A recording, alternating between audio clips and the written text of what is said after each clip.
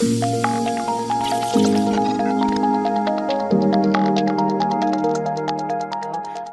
to Scrolling to Death. Today I have an incredible youth advocate, Maya Englehorn. Welcome, Maya. Oh, thank you so much, Nikki. I'm so excited to be here. I'm excited to have you here and chat with you. We have met twice now recently. We were in Nashville together for an event, and then I saw you in DC. What was that, like a week apart? It felt really close together. It was pretty crazy. Yeah, the Tennessee Symposium for Online Safety was like end of January, and then DC was the beginning of February. So quick turnarounds. But I was so grateful to meet you. And we were all there because of a group called Wired Human, and you are involved in their youth coalition. Why don't you just start with telling me a little bit about what you do with Wired Human? Yeah, so I got connected to Wired Human, which is a nonprofit organization focused on advocating for the rights of kids in the digital world. And I was actually conducting research through a class project. There's a group of us here at Belmont that were studying the harms of social media on young adults and on students. And we wanted to reach out to local nonprofits and just different thought leaders to learn more about the topic. And we got connected to Jason Frost, who is the founder. Him and his wife, Lisa, are just incredible, just people and mentors. And it's been really, really eye-opening to just really see the amount of work that they put into just day in and day out fighting for kids. And they are so passionate about a topic that we knew a little about at the start, but something that was so relevant for us. And so we connected with Jason and we shared a little bit about what we were doing for class. And we just found that a lot of our goals really aligned and our work really kind of lined up. And so he invited us to be a part of his youth coalition. And so we got to join a bunch of other university students and high school students from around the country who are all passionate about advocacy on the topic. Amazing. And so, Jason has little kids like I do, and we're just like trying to figure out how to get these spaces to be safer by the time our kids are using them. But you are doing it probably because you experienced the harm and the situations that aren't ideal for youth. And you said you are fighting for rights in the digital world for young people. Do young people currently have rights? Like, are they currently being given the rights that they deserve when they go online? Yeah, that's a great question. And often the answer is no. Right. I often just think about the rights that we have for a human experience. And, at my age, in having awareness of the dangers on there and not being as affected by it is one thing, but it's a whole other story when you're thrown into this digital world that is full of things that in the physical would be incredibly alarming and have some sort of, legal ramification. right. Yeah. You might have to cut No, that part out. that's what parents say too. Like, wait, if someone did this in real life, they would be in jail. So Absolutely. these companies are protected legally by some decades old law or laws. Let's transition to I would love to know you're a junior in college. So you're in your early 20s, I'm going to guess. Yes, I'm 20. Okay. Yeah. Okay. So is that Gen Z? Yeah. Okay. Yeah, we're Gen Z. Okay, great. So you likely grew up with an iPhone and with social media access through your teens. When did that all start for you? Tell me about getting your first phone and what you got access to on there. Yeah, so my parents definitely set a lot more rules related to tech in my household, which I'm very thankful. So I felt like it was delayed in comparison to my peers. I got a phone actually my freshman year of high school. Okay. But I had other kind of similar versions in middle school just for communication, for sports and things like that. But I got Instagram, which I had on an iPad when I was 9 years old, I believe. Oy, okay. Yeah. Oh, So that was pretty young. So that was my first platform and continues to be the main one that I use. what do you remember about using Instagram as, like, a 9 and 10-year-old? Like, w did you feel like it was age appropriate? I feel like Instagram then is so different than Instagram now.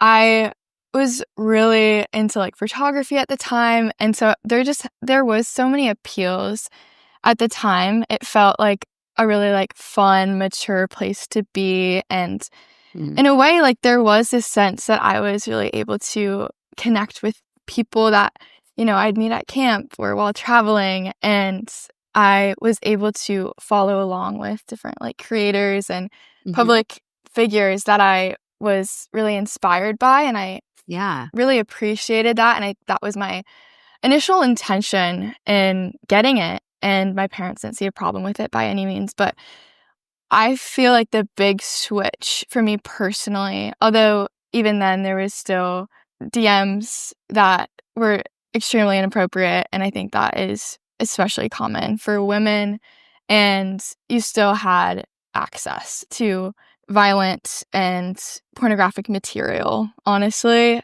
Mm, that would just kind of come across your page without really searching for it, but I think the big switch really happened with the introduction of, like, the For You page style reels on yeah. Instagram, and I remember being so devastated by that because it was at a time where I was actively trying to limit my screen time because of TikTok, and after deleting TikTok, then I, was trying to kind of preserve Instagram to be a space for friends and a space to learn and follow things that I was passionate about, and I felt Mhm. like that kind of was the invasion of something that I had tried to preserve for good usage, and it really Yeah. turned it into a whole other thing. Well, these platforms just copy each other, right? So Instagram saw that that For You feed on TikTok was doing really well, so they're like, "We'll just do the same thing," and Oh, then Snapchat absolutely. did it too, and it's like and that's where a lot of that addictive algorithm of the platform choosing what a child or any user should see, and with the goal being to keep them on longer, like, that's so concerning, and that's where a lot of the bad stuff is coming in, but I wanna go back to, like, you said there was some DMs, like, inappropriate DMs on Instagram when you were younger and some pornographic content, and I think that's still definitely the case with young people's experience on social media. Do you remember what you would do when you would get things like that? Like, did you know that that was wrong? Or did you just think, "Oh, gross," and then move on? Did you report it? Like, what is a 10-year-old's reaction to getting something like that in their feed? Yeah. I think there was this element of just being really daunted by the extent of darkness, that I would see, but at the time, I honestly would just think, like, I wanna be grown up, I'm mature, and I can handle it, but it really is all, a lie because no one's immune, and across the board, like, we see just, like, long-term damage from Mhm, these things even in, like, small exposures, and I think it was something that my friends and I would kinda just laugh about, honestly. It mhm, was something that we didn't know how to really process or handle, and it wasn't something that mm, felt like you could talk about it with a parent, and I'm really thankful that the more intense experiences and dangers that are so common were not a part of my story. Nothing ever got, too serious or too dangerous, but yeah, it is yeah, just so prevalent and, yeah, pretty impossible to avoid. okay, and it's interesting because you would see something like that and your thought is like, "Well, I'm a grown up, like, this is normal." Like, is there a thought that this is normal? Like, I'm old enough to see stuff like this and be able to judge it for, like, "Okay, I'm gonna scroll by it or delete it or whatever." But it's just confusing to me Yeah, because absolutely. it's like it should not be normal for a 10 or 11-year-old to be sent a sexually explicit direct message on social media, right? No, no, it's devastating, and yeah, that's really what it comes down for is, like, is this the norm that we're gonna accept? Yeah. Are these the inevitable harms that come with it, and why are we okay with that? Why are we not asking Yeah. for more, for something different? Yeah, because if a young person, like a 10, 11-year-old, thinks that that is normal, like, what does that do to them as they grow up with their relationships and their sexuality? If they like, if I couldn't imagine being a Yeah. preteen and thinking it's normal for an adult man to send me a private message. I'm glad that I didn't grow up with that, so I know that should feel very unsafe and scary, and I should alert an adult. But these Mhm. kids, it's so normal to them that they don't alert anyone, and it allows it to continue happening. Yeah. It absolutely is just a hijacking of innocence.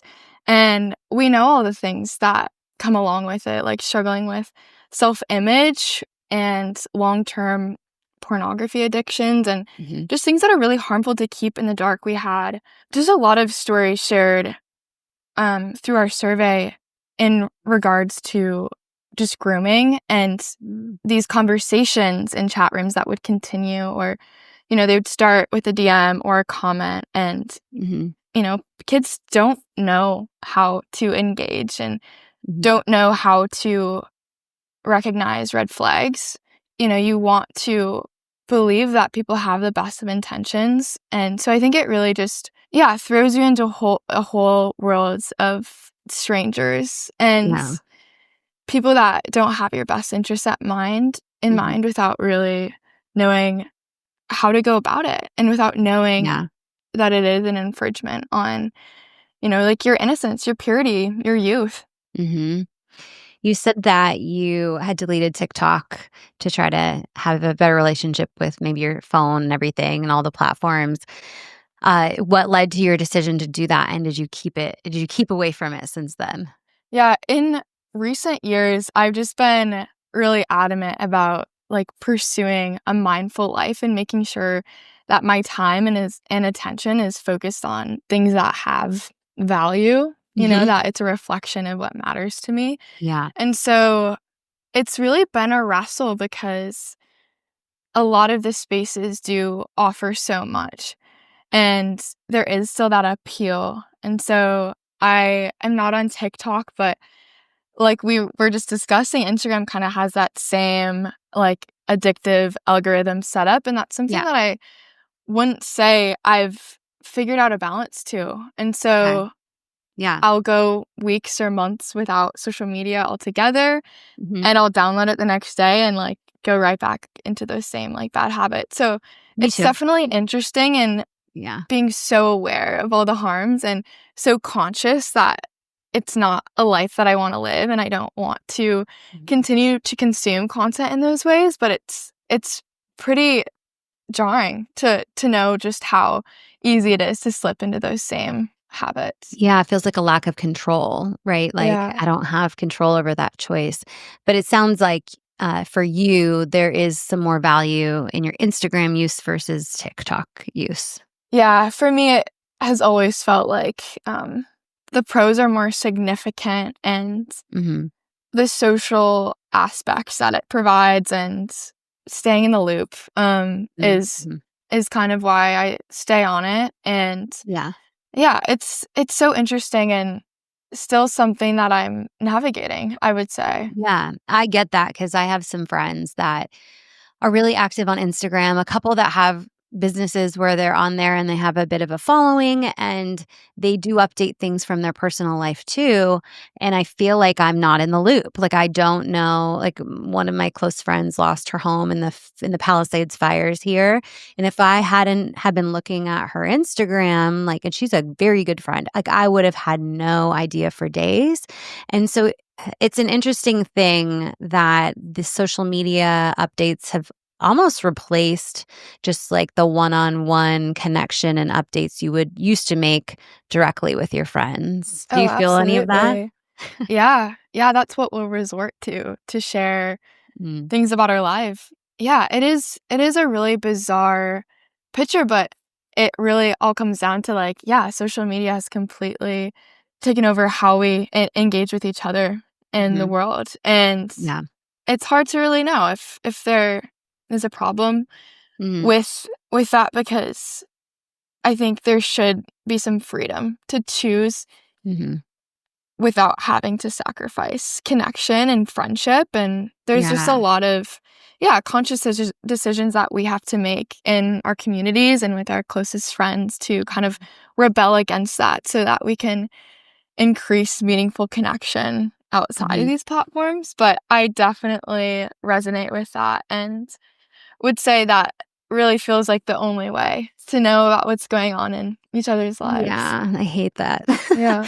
Because I feel like I hear so much like you kind of reminisced about how Instagram used to be, or you could see basically a chronological feed of people that you follow or brands that you were really interested in, and it didn't squeeze in all these ads and addictive things. And there wasn't, well, maybe at the time there was odd DMs and pornography coming in, but if like none of that existed and it could just be a place for positive connection with people that are safe to you, that would be worthwhile. But unfortunately, the common experience is all of these other things sneaking in. And you did a survey of high school and college age students that to sort of get a broader look at how social media is affecting this young generation. And so, can you cover a little bit about what you found from that survey? Like, what shocked you? What should parents that are listening be thinking about? Yeah, absolutely. So we were able to have over 200 responses on a survey. It was kind of originated because of this class project, but through the Wired Human Coalition, we were able to really expand our impact. So we had just tons of input, and it was all incredibly alarming and Hmm. also exactly what we were expecting. We gauged people's time on social media, how many hours they're on a day, how Hmm. they feel afterwards, and just their overall perspective and relationship with their phones.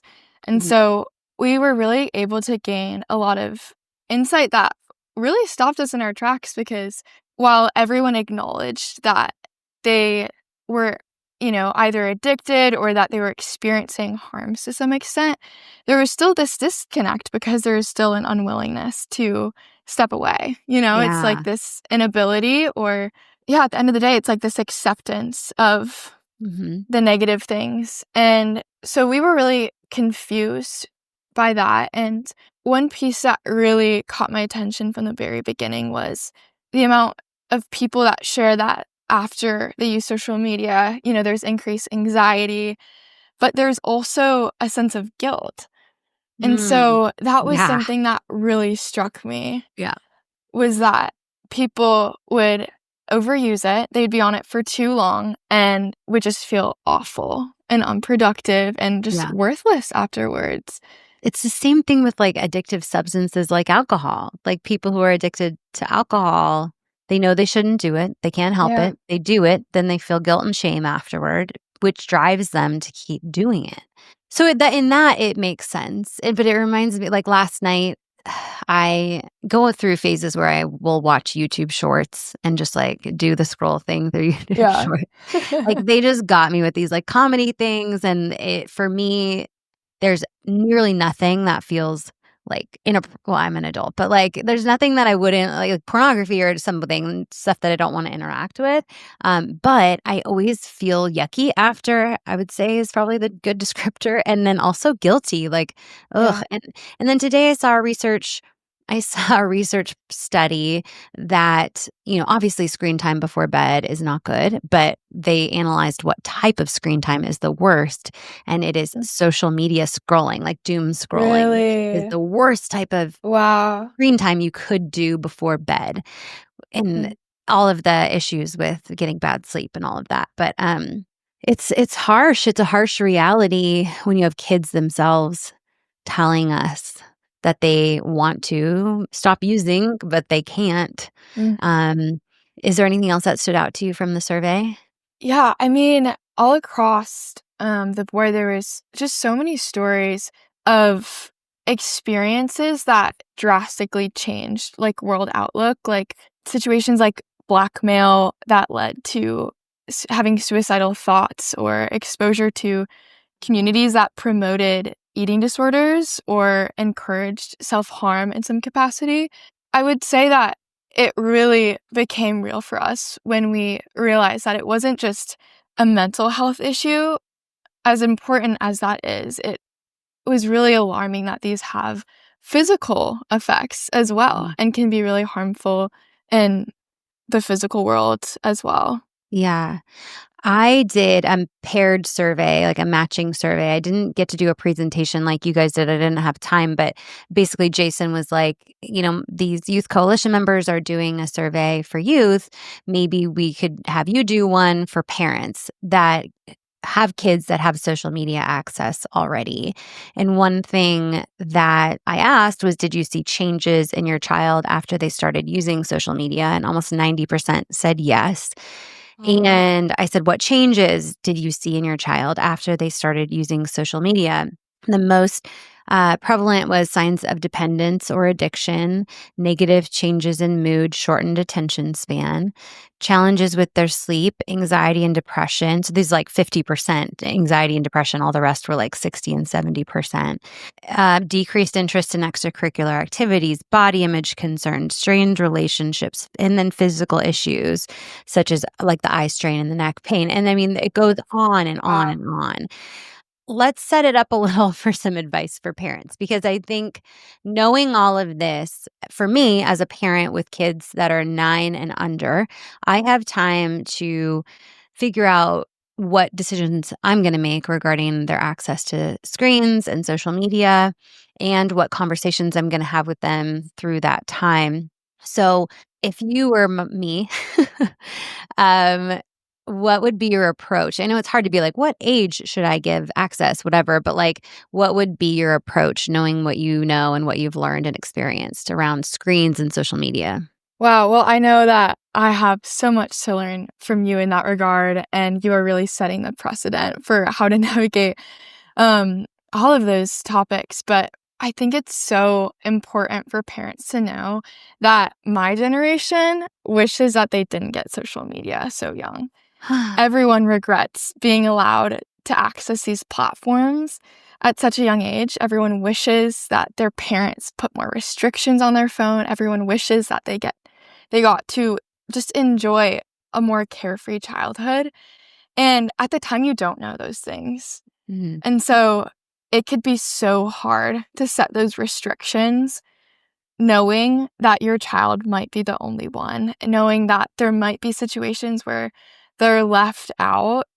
But ultimately, the consensus is that it's not worth it. Like I would say, what is it all for? It just can't be worth the amount of life and meaning that it's taking.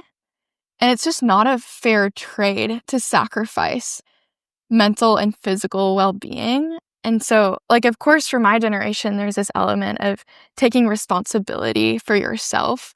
But I would say, like these media and gaming companies that are built on creating the most addictive algorithms and Mhm. intentionally hijacking, like the Yeah. human psyche, are, just like out of an attempt for profit, Mhm. is not even worth messing Mhm. with. And Yeah. it's just completely unethical.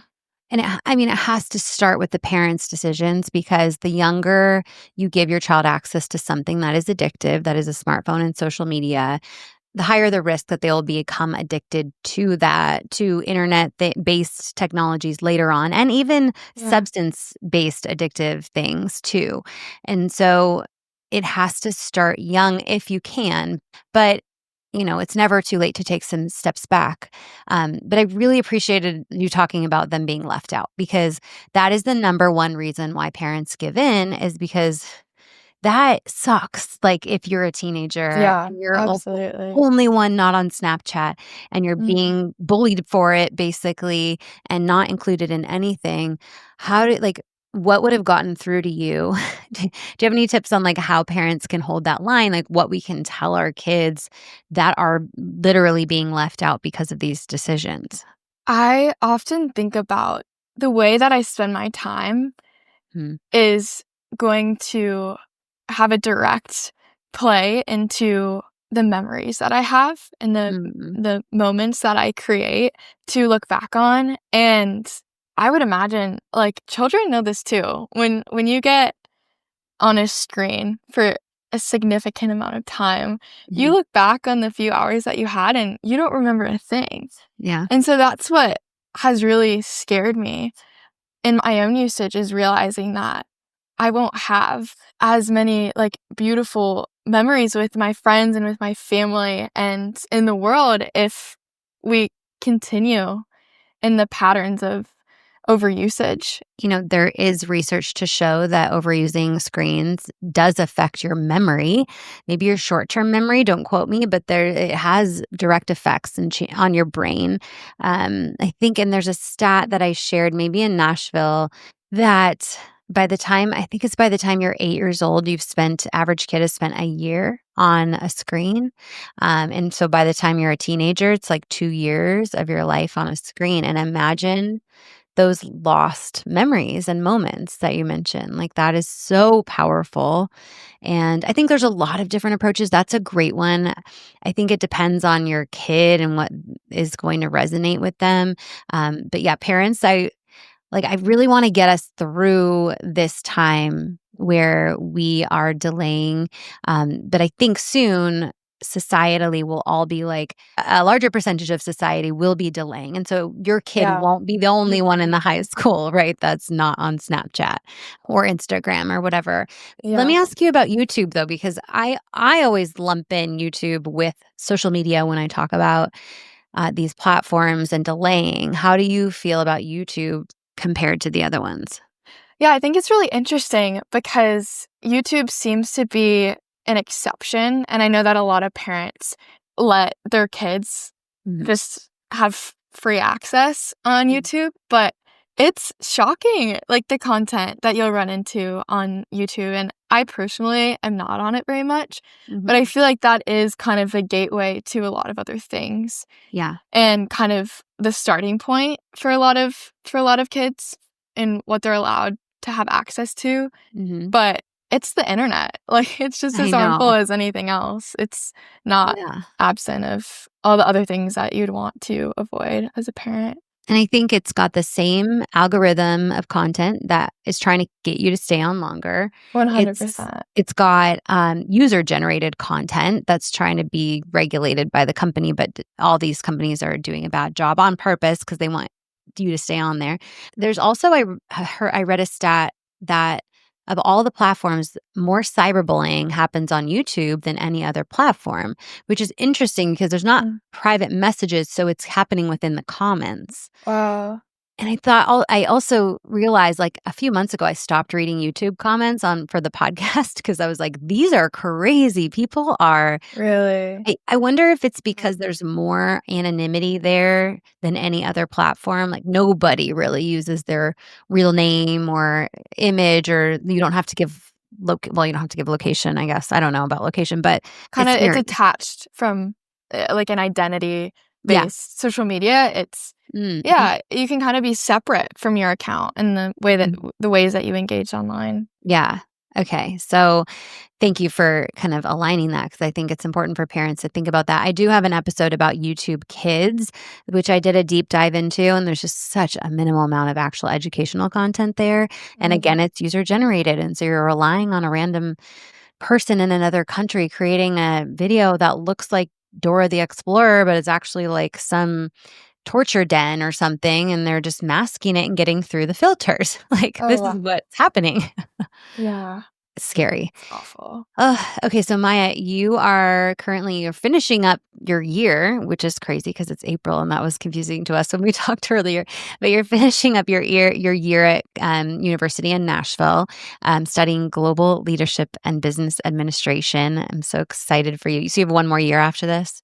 Thank you. I graduate in December. Oh, you do early? Mhm. Okay, of course. Um, what do you hope to do after that? So that's like soon. What's your plan? Yeah, it's starting to feel so real.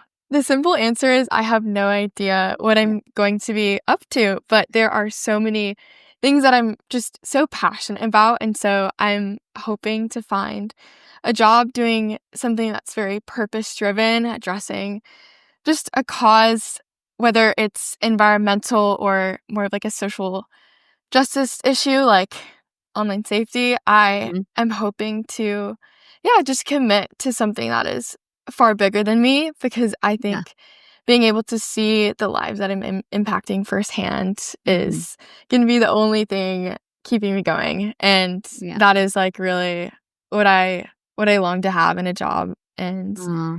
what what I would want to, yeah, contribute to long term. Yeah. Oh, I hope my daughters like you. That's so sweet. Oh my No, goodness. really, I think she sees it's fun, it's great timing that I finally found something that I'm passionate about, that she's 9 and she can watch me and how it Mm, integrates into, her life, starting to be introduced to technology in a way that's like useful and healthy, because it will be so much a part of her life. So, anyway, I just like love seeing a 20-year-old be like so mature and forward thinking and responsible and like, I don't know, like it gives aw, me thank hope. you. It gives me hope because you guys, yes, I hear so many stories of where social media went so wrong for a kid and they're forever affected or not with us anymore. And so, that's not always the case, and sometimes kids and teens are able to come out of it and see very clearly like, oh, this is what's really happening and I'm a product and I don't like that and I'm going to move forward and Yeah. force some change using my voice. So I love all of that. Is there anything that you didn't share that you wanted to, knowing that parents are listening? Any tips or anything else that we didn't talk about? Just on a hopeful note, Mhm, there is just this fresh wave. I'm seeing and experiencing this shift and this desire for just a thriving and vibrant life mhm, offline because I am seeing and experiencing this shift around me where there's this fresh desire for a thriving and a vibrant life offline because my generation, so many of us have, experienced the many ways that social media has really put a damper on our joy and our ability to see and experience beauty mhm. and our ability to have like a healthy boredom, that would Yeah. allow us to be creative and allow us to step into who we are as individuals. Mhm, And so I would just encourage anyone listening that there is a better way, that we don't have to be bound by the systems that, a lot of us grew up in. And I think to just really trust that even though, young kids right now are in the thick of it, mhm, they will be so, so grateful for anything that we can do to create meaning mhm. outside of online spaces and ensure intentionality when we are engaging in them. I love that so much. Thank you, Maya. Is there anywhere you wanna direct people to connect with you, or do you wanna just stay private? LinkedIn would be great. Okay. Yes, I'd be happy to connect. Perfect. I will link to that, and you are so incredible. I am so grateful to know you, and we're gonna stay in touch and hopefully see each other again soon somewhere in the country or the world. Thank you so much, Nikki, and thank you for the ways that you are tirelessly advocating for this issue and just for all that you are. Thank you, Maya. I'm a little tired, but but I keep going. I have to keep going. Thank you, Maya. You're amazing. Thank you.